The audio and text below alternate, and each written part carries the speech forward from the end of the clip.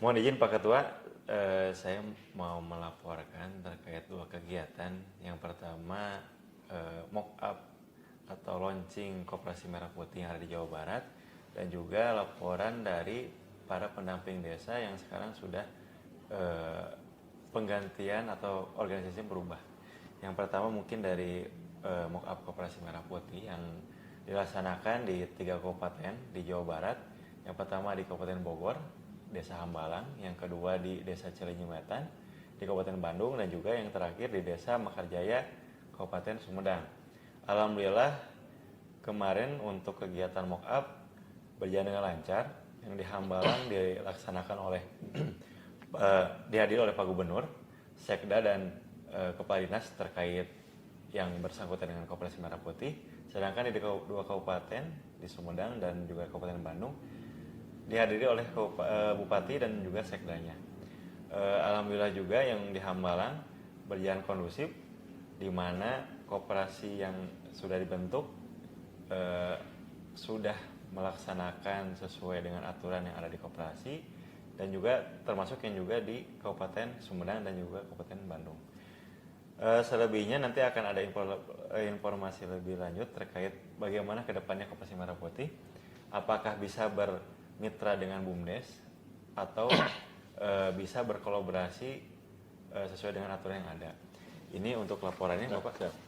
Dan yang kedua, satu-satu aja dulu. Oh ya, baik. Kang. Baik. Nah, untuk di mock up ini tugas kita sebagai DPM ini sebagai apa, Kang? Kita di sini sebagai pembina saja, Pak. Jadi di situ kita memantau bagaimana perkembangan kesiapan dari BUMDes, dari Koperasi Merah Putih dari awal sampai terbentuknya Musdesus sampai terbentuknya notaris, sehingga Koperasi Merah Putih yang ada di Jawa Barat bisa terbentuk itu, Pak. Jadi dari 3 lokasi itu, pertama di Hambalang, kedua di Cileunyi Wetan, dan yang ketiga di Sumedang. Nah, itu siapa yang memilihnya, kan? Itu memilihnya dari kabupaten masing-masing, yang mana semua desa wajib membentuk Koperasi Merah Putih. Nanti itu dimodali dari pusat, Pak. Dan itu leading sektornya sebenarnya dari Dinas KUK, tetapi kita dari Dinas Pemberdayaan Masyarakat dan Desa selalu mengaping terkait, karena lokasinya juga di desa, Pak. Tapi aman ya? Alhamdulillah sejauh ini aman, Pak. Siap, lanjutkan aja. Yang satu lagi apa, Kang, dari itu? Terkait penamping desa, Pak, yang mana dari Kementerian Desa sudah ada SK terbaru, orang-orang yang sudah diganti. Jadi sebagaimana kita selalu komunikasi dengan para pendamping tahun lalu, sekarang sudah dirombak, Pak. Jadi ketua juga sudah diganti. Untuk SK-nya nanti akan di-share ke kita langsung dari pusat. Jadi nanti kita tahu orang-orang mana saja yang sudah diganti dan orang-orang mana saja yang baru. Mudah-mudahan dengan pendamping kita terus erat, karena mereka tuh sebagai mitra kita, karena kita juga membutuhkan data-data dan kerjasama juga dengan mereka, dengan pendamping provinsi, kabupaten maupun desa, gitu, Pak. Tapi secara jumlah tidak berkurang ya? Untuk jumlah nanti kita akan lihat setelah SK sudah turun, Pak, karena kita tidak tahu secara detailnya berapanya. Yang mudah-mudahan orang-orang yang kita selalu komunikasikan bertahan, dan mudah-mudahan yang orang-orang baru, para pendamping yang baru bisa bekerjasama dengan baik dengan kita, gitu, Pak. Oh gitu. Dan KPI-nya tetap melaksanakan yang kemarin atau gimana? Sejauh ini dari Kementerian Desa tetap yang tahun lalu, Pak. Biasanya membantu desa, dan selebihnya juga nanti kita akan koordinasi lebih lanjut dengan para pendamping desanya. Mungkin bisa melalui luring maupun daring, gitu, Pak. Ya, mungkin dilanjutkan saja, Kang. Dan itu yang kerjasama atau kolaborasi dengan pendamping desa itu memang harus tetap terjaga. Baik. Seperti itu. Nanti mungkin saya akan langsung kirim japri aja lewat WA Bapak sejauh mana perkembangan yang telah saya kerjakan. Oh, jangan, laporan aja. Oh, ya. Baik, Pak. Mungkin sebelum laporan ke pimpinan saya ke Bapak dulu, gitu. Oh, oke, boleh. Baik. Siap. Terima kasih mungkin, Pak, infonya segitu. Siap. Boleh minum saya, Pak?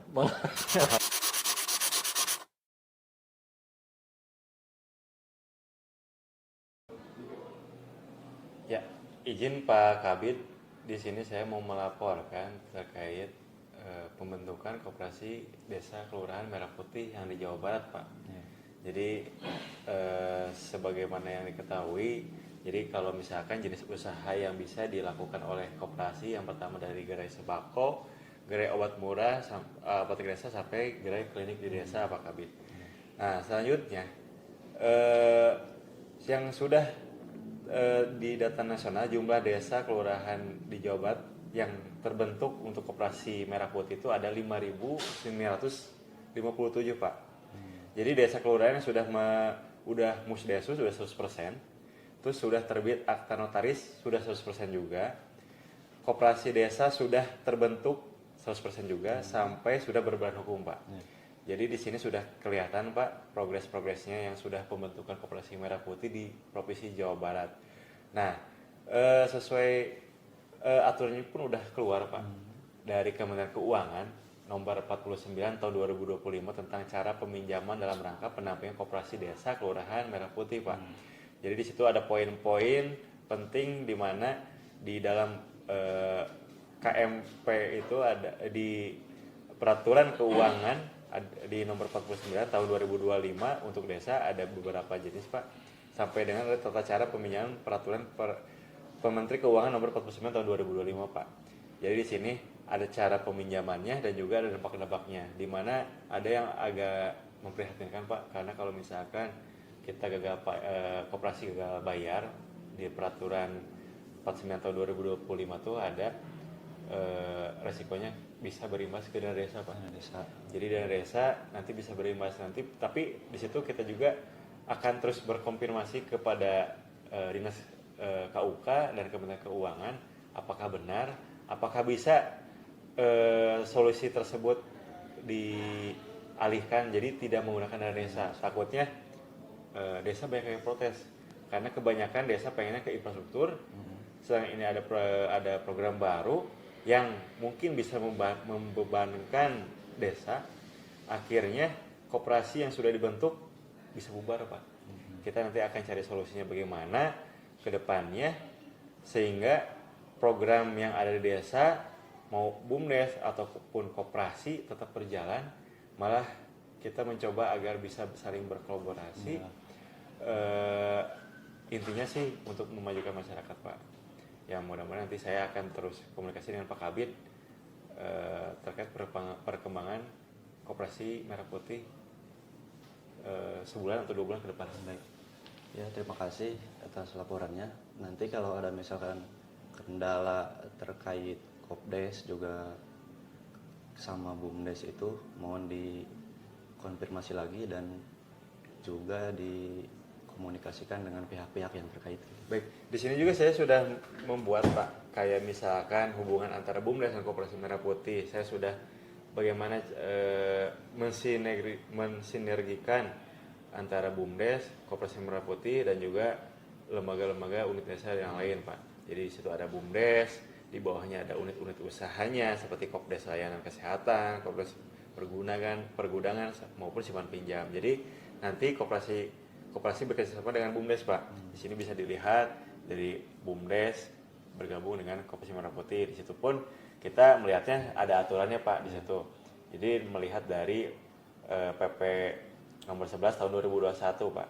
Selanjutnya juga nanti Koperasi Merah Putih sebagai koperasi multi pihak. Jadi BUMDes, badan usaha dan juga ekonomi lainnya bisa bekerja sama. Jadi istilahnya walaupun berbagai macam lembaga di desa tetapi tidak saling bersinggungan, tetap satu tujuan, yaitu untuk membangun masyarakat dari desa gitu, Pak. Dan mudah-mudahan program tersebut bisa berjalan lancar gitu, Pak. Baik. Siap. Baik. Mungkin segitu, Pak, laporan dari saya. Siap. Untuk data-data yang sudah saya rangkum dan juga mungkin nanti ada solusi ke depannya bagaimana.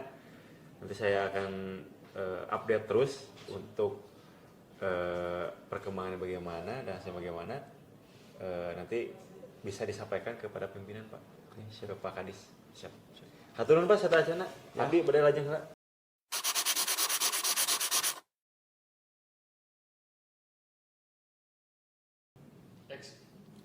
Assalamualaikum Pak Damang. Waalaikumsalam. Alhamdulillah, saya saudara, Pak. Meni press wae tambah fresh ya. Aduh. Alhamdulillah Pak. Ya betul Pak, update ka dieu teh bari naros isinya perkembangan BUMDes di desa Bapak. Kumaha ayeuna teh gitu.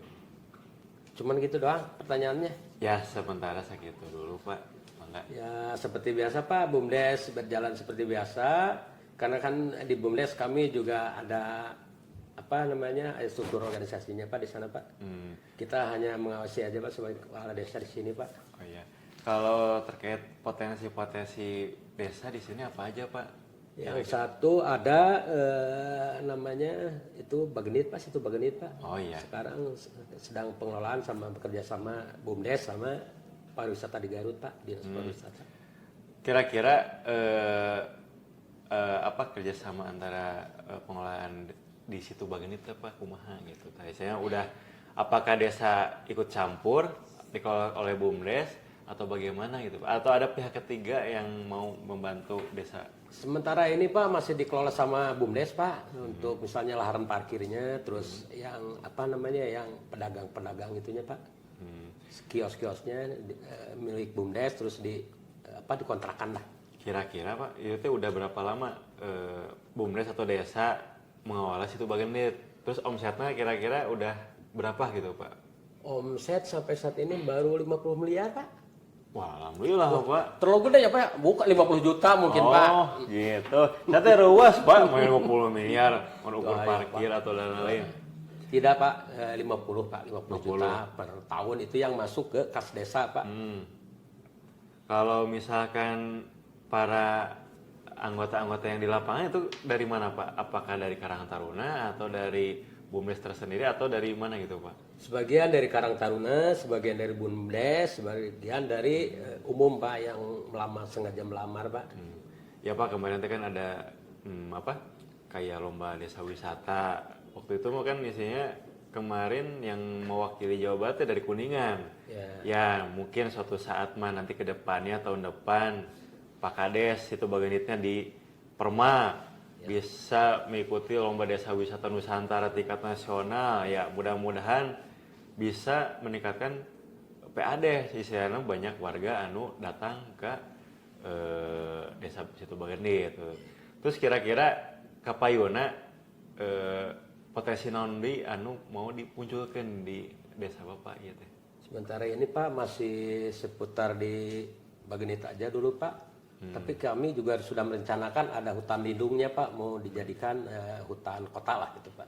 Itu udah di itu juga Pak ditata kayak misal UMKM di sekitar situ Bagenit atau tadi kan ada hutan di hutan yang mau dijadikan tempat wisata. Apakah udah dibuatkan kayak UMKM di situ misalnya dagangnya, terus karcisna udah dipetakan belum gitu Pak? Ya sementara ini Pak baru perencanaan Pak. Tapi side plan-nya udah ada Pak. Nanti kita juga perlu anggaran, mungkin nanti kita juga merapat ke Dinas Pariwisata Pak, sama ke kabupaten Pak. Berarti belum ada pihak ketiga sementara ini yang masuk ke desa untuk mengelola wisata yang ada ya Pak? Sementara ini belum Pak. Dari perusahaan-perusahaan belum? Dari perusahaan belum Pak. Kalau dari universitas-universitas untuk studi banding atau misalnya membantu potensi yang ada biar ditingkatkan ada nggak Pak? Ada Pak, yang KKN Pak kemarin dari Unpad Pak ya. Unpad. Oh lumayan tuh Paknya. Jadi ada orang istilahnya mah ada universitas masuk yang mudah-mudahan inovasi dan juga ilmunya bisa diterapkan di desa Bapak gitunya. Itu dia Pak, kita sangat mengharapkan untuk kemajuan desa kami Pak. Bapak terang tuh nanti aya Koperasi Merah Putih. Ya saya dengar Pak, KMP ya Pak ya Pak? KMP. KDMP sekarang Pak. KDMP. Kedepannya mau gimana upami Bapak misalnya udah ada KDMP antara desa BUMDes dengan KDMP badina yang kumaha gitu. Kami masih merasa simpang siur Pak, ini kan udah ada BUMDes Pak, sementara KDMP itu kan program baru. Apa nantinya dari BUMDes secara langsung berubah menjadi KDMP atau pendirian baru Pak? Sebenarnya berbeda Pak, nanti ke depan juga bisa jadi KDMP dan juga BUMDes bisa kolaborasi. Walaupun beda masing-masing aturan ini berbeda. Cuma istilahnya mah satu tujuan Pak, mensejahterakan masyarakat istilahnya mah. Cuma kedepannya apakah BUMDes bisa kolaborasi atau bisa bermitra, nanti kita tunggu aturan dari pusat Pak. Siapa? Yang mudah-mudahan bisa mensejahterakan masyarakat khususnya di Bapak, di desa Bapak atau di Indonesia gitu Pak. Terus kedepannya Pak, kira-kira ada keluh kesah naon nih Pak? Mudah-mudahan kita ada solusi gitu. Yang menjadi keluh kesah Pak, yang sudah umum aja ya Pak ya, infrastruktur Pak. Infrastruktur. Jalan Pak, jalan-jalan desa terutama Pak, jalan kabupaten atau jalan provinsi juga Pak, yang dekat-dekat kami itu Pak udah banyak yang rusak Pak. Yang mudah-mudahan apanya istilah nama kan itu semua juga sering kolaborasi yang kita juga tidak bisa menjanjikan, tetapi yang mudah-mudahan apa yang Bapak harapkan nanti kita usulkan ke pimpinan, Bapak juga jangan dana desa teh entong diselewengkan gitu Pak istilahnya mah. Saware atau misalnya di situ bagian ini ada uang sebagian hasilnya tadi 50 juta bisa dibuat jalan dan lain-lain infrastruktur yang ada gitu Pak. Ya hatur nuhun Pak saya ajana abdi bari lajeng tugas deui ya. Sami-sami Pak. Sementawis kitu kira mun aya naon kontak-kontaknya ka abdi Siap, Pak. Pak. Hatur nuhun, Pak. Hatur nuhun Pak Kades. Hatur dulu Pak, kunjungannya Pak. Siap. Sering-sering aja ke sini Siap, Pak. Mun. Sekalian Assalamualaikum. pemantauan.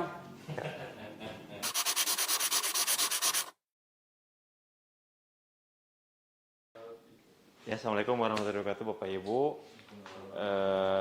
Terima kasih sudah berkumpul di ruangan Pak Kabid. Izin Pak Kabid di sini saya mungkin dengan para perangkat desa untuk bagaimana sih cara penguatan BUMDes yang ada di desa yang baik itu gimana gitu. Tidak akan banyak berbicara saya.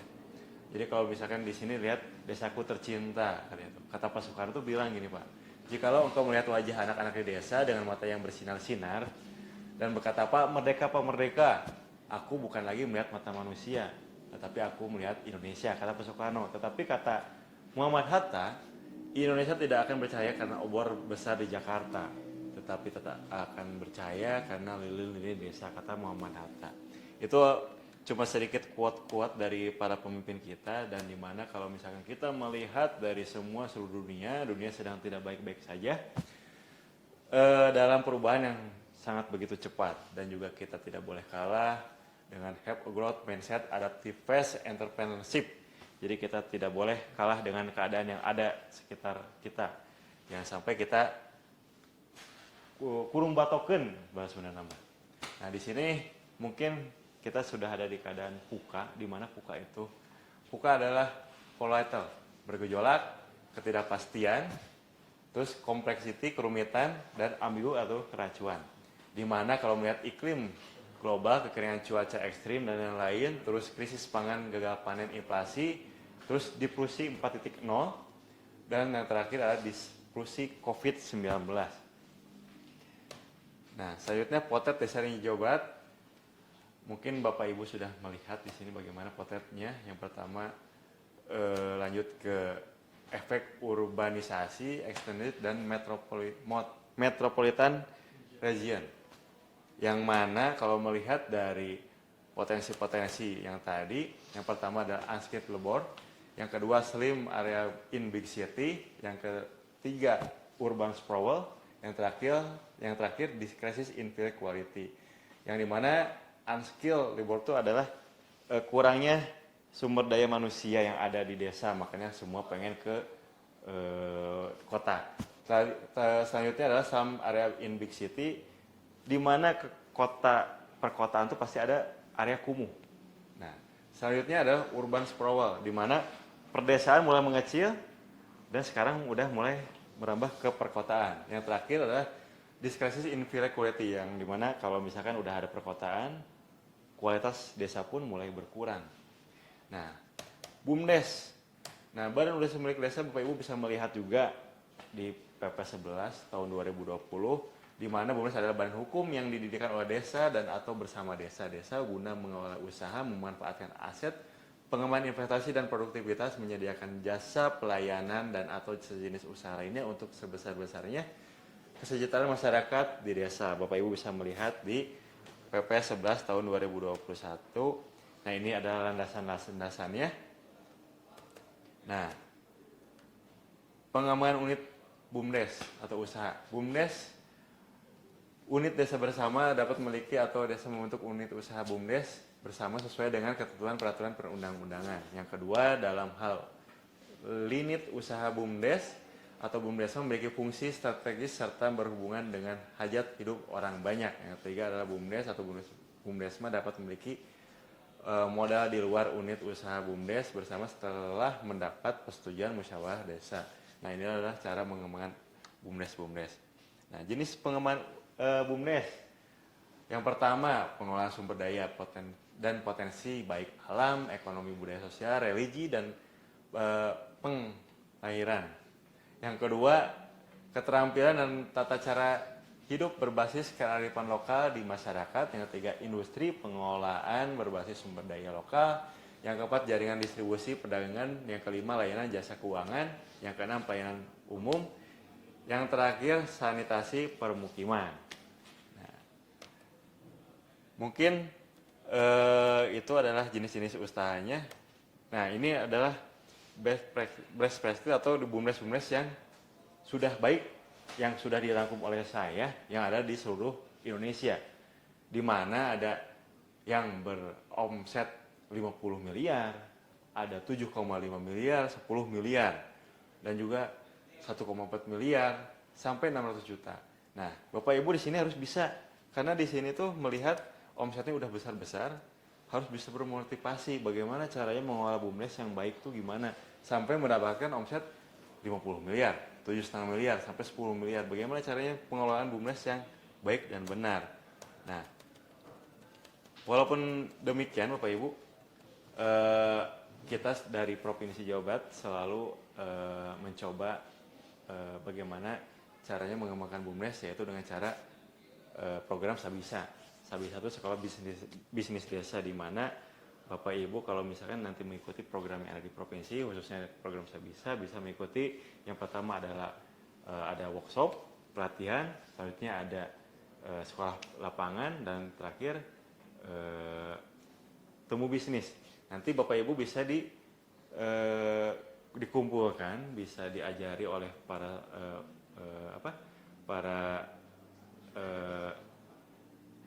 kayak seperti dari perguruan tinggi ataupun dari narasumber-narasumber yang sangat berkompeten. Nanti Bapak Ibu setelah itu nanti kita akan sekolah lapang. Sekolah lapang apa? Sekolah lapang itu nanti Bapak Ibu setelah disekolahkan di dalam kelas, nanti kita akan ke lapangan di mana kita akan melihat perusahaan-perusahaan bagaimana sih cara mereka bisa mendapatkan omset yang sangat bagus. Nanti bisa diadopsi di desa Bapak Ibu. Mungkin sekian Bapak Ibu dari saya. Nanti kedepannya kalau misalnya Bapak Ibu ada kesulitan terkait bagaimana cara pengelolaan BUMDes, atau misalkan pengen ngobrol-ngobrol lagi dengan saya, bisa langsung datang ke kantor saya ataupun di Japri bisa. Nanti insya Allah saya dapat bisa membalas dan juga bisa berkomunikasi lebih panjang lah dengan Bapak Ibu. Mungkin cukup sekian Bapak Ibu. Ada pertanyaan? Mungkin tidak ya, karena waktu sudah cukup sore. Selebihnya nanti paparannya akan saya kirim ke grup dan bisa di-download. Mungkin sekian Bapak Ibu, terima kasih. Wassalamualaikum warahmatullahi wabarakatuh. Waalaikumsalam.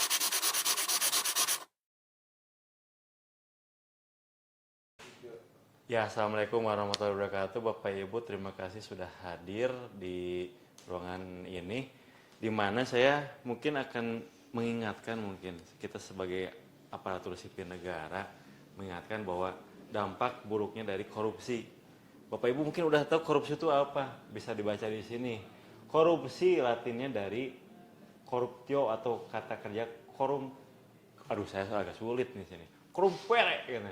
Busuk, rusak dan lain. Jadi korupsi itu sangat amat jelek di mata atau di kata bahasa atau KBLI manapun. Jadi Bapak Ibu, kalau misalkan ada kata-kata korupsi, hindari. Apalagi kita sebagai ASN. Banyak dampak-dampak kerugian, dari pertama kerugian keuangan negara, suap menyuap, gratifikasi, perbuatan curang, pemerasan dalam jabatan, penggelapan dalam jabatan, konflik kepentingan dalam pengadaan, suap menyuap. Sedikit aja kita misalkan contoh ada di kelurahan di mana suap menyuap butuh KTP biar agak cepat. Itu sama dengan suap menyuap. Nah, gratifikasi, Bapak Ibu di sini mungkin punya anak atau nanti kedepannya akan menikah. Nah, salah satu atau misalnya lebaran aja, dikasih parcel itu sama dengan gratifikasi. Jadi jangan disamakan dengan zaman dulu karena kita sudah mulai terbuka pikiran kita bahwa parcel aja gratifikasi, apalagi uang. Nah, uang aja kalau misalnya kita ada hajatan dikasih lebih dari 1 juta itu sama dengan gratifikasi. Kecuali main di belakang yang tidak ketahuan. Tapi janganlah kita jauh-jauh dari kata-kata gratifikasi. Pemerasan dalam jabatan. Di sini mungkin Pak Nur Hadi atau Pak Mirja atau Pak Ipan. Duh, saya pengen punya jabatan. Ngasih uang itu sama dengan pemerasan. Ngasih parcel, ngasih apapun sama dengan gratifikasi. Jadi segala bentuk apapun itu salah semua. Pengelapan dalam jabatan, konflik kepentingan dalam pengadaan. Nah, ini salah satu contoh dari buruknya korupsi. Nah, lanjut, ini adalah undang-undangnya. Mungkin Bapak Ibu bisa melihat dari koordinasi APIP dan APH juga di sini bisa. Bapak Ibu udah mengerti lah, saya udah tahu Bapak Ibu latar belakangnya bagaimana. Jadi saya hanya sedikit memberitahu bahwa dampak buruk dari korupsi dan lain-lain. Malah kalau misalkan lihat dari nota kesepahaman MOU penanganan pengaduan dan permasalahan dari Kemendagri, Kejaksaan maupun Kepolisian, itu ada alurnya. Jadi Bapak Ibu kalaupun nanti amit-amit terjerat, nah Bapak Ibu bisa melihat alurnya clear, rumit dan lain-lain. Nah, di sini ada peran serta masyarakat desa. Nah, Bapak Ibu kalau kita hidup di masyarakat maupun di desa atau kita bekerja di dinas pemberdayaan masyarakat dan desa. Nah, kita harus bisa memberitahu kepada aparatur desa bagaimana sih dampak buruknya, bagaimana sih dampak ke depannya untuk diri pribadi maupun dengan keluarga. Nah, di sini mungkin dari pasal 1 ayat 4 dari Undang-Undang 19 tahun 2019 tentang KPK bisa baca sendiri Bapak Ibu di sini, peran serta masyarakat desa. Nah, selanjutnya kasus-kasus tindak pidana korupsi di desa. Nah, apa saja? Dari 1 sampai ke 6 ini salah 6, bukan salah 1. Salah 6 yang saya rangkum yang agak besar lah, tapi masih ada yang lebih besar. Nah, ini Hakim Tipikor Ambon misalkan, terus dana korupsi, dana desa yang dikorupsi. Yang terakhir malah ada yang dari Sukabumi yang ngambil 500 juta dari dana desa. Malah ada yang lebih parah, di Sumedang miliaran rupiah diambil untuk pembebasan lahan-lahan tol. Makanya amat ngeri lah istilahnya mah. Malah kalau ke depannya banyak netizen, malah dewan yang disinggung dimiskinkan yang korupsi, atau misalkan kalau bisa hukuman mati mirip Cina. Kita belum bisa sampai ke situ. Mungkin ada dampak-dampaknya karena ada hak asasi manusia di situ mungkin ya. Cuma kalau saya sih setuju kalau misalkan yang korupsi itu dimiskinkan atau dihukum mati, karena biar ada efek jera untuk para yang korupsi di situ. Nah, di sini Bapak Ibu singkatnya apakah ada pertanyaan yang insya Allah bisa saya jawab? Nah, mungkin dari Pak Nur Hadi, apakah Bapak Nur Hadi udah melakukan dari ini? Oh, saya ada pertanyaan. Ya, baik. Terkait kasus saya jadi kades, bukan kasus sih. Atau kasus Bapak boleh pelaku. Pengalaman jadi kades, dulu itu kalau jadi kades itu ya suka ada anggaran pembangunan PNP misalnya. Kan itu suka ada, misalnya kita beli barang. Dan barang itu, pengadaan barang itu kan sebenarnya suka ada cashback itu dari toko. Nah, itu seperti apa sih kalau cashback itu? Hal-hal wajarnya seperti Itu sebenarnya yang sangat menggiurkan cashback tuh, dimana ya mungkin receh pun jadi udah mau dikumpulkan menjadi gedenya. Jangan nih teh. Itu isinya kalau ya syukur-syukur kalau nggak ketahuan. Tapi kalau misalnya APH dan lain bisa dicek dan lain bisa menjadi bumerang buat kita. Ngambilnya sedikit, malah kita dapat hukumannya lebih banyak. Malah setidaknya kalaupun 1 rupiah atau 100.000 rupiah aja wah bebannya sangat berat Bapak Nur Hadi, makanya jauh-jauh lah kata-kata cashback, jauh-jauh lah cashback. Oh kalau gitu mah, ya saya mah kalau di desa mah bukan cashback lah, bati, aya bati teh, aya meureun ya. Nah, gitu. Ya mungkin dari Pak Yudis tadi ada kucak-kucak kayak gelisah kayak yang mengalami juga nih. Sudah jelas. Tapi Bapak Yudis waktu itu saya kelihatan pernah ada ngasih berapa 100.000 buat rokok katanya buat rokok itu sama dengan gratifikasi Pak. Itu uang KDD Pak. Uang KDD sama Pak. Itu sama aja bahasanya mau gratifikasi, KDD, cashback atau aya meureun sama wae sih mah. Nah, ya kecuali kalau kayak saya kayak sebagai narasumber nih dikasih dapat honor ya alhamdulillah misalkan kan. Kalau Bapak Ibu misalkan ada proyek apapun dikasih di amplopan ya cau misalnya pisang nih kita dapat pisang 1 sikat dikasih aja di rumah atau satu sikat pisang dan buah-buah itu sama dengan gratifikasi walaupun lumayan gitu kan ya itu sama dengan gratifikasi lah jadi jauh-jauh lah misalnya kalau kita bekerja ya profesional jangan melihat imbalan ya karena kita sudah digaji oleh negara udah dapat tunjangan udah dapat gaji masa kita masih minta lagi walaupun ya lumayan itu kan ya saya juga kalau misalnya tidak ada aturan ini mungkin saya juga akan melakukan gratifikasi korupsi dan lain-lain tapi karena ada aturan dan kita ada agama yang melarang kita di fondasi agama ya kita juga jangan keluar dari jalur istilahnya gini merugikan seseorang tuh sama dengan kita merusak iman kita gitu. Jangan sampai iman kita rusak karena uang 100.000 atau misalkan uang berapa ya mungkin Bapak Ibu cukup sekian dari saya terkait korupsi jauh-jauh korupsi stop korupsi katanya gitu kan